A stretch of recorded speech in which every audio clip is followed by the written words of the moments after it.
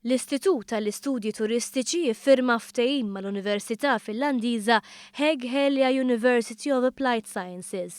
Dan il-ftehim huwa konformi mal-għan tal-ITS li jinbidel f'ċentru ta' eċċellenza t'edukazzjoni vokazzjonali fis-settur turistiku u tal-ospitalità. Flimkien ma' din l-Università, l-ITS ħejja programm ta' Masters fil-Maniġjar fil-qasam tal-ospitalità.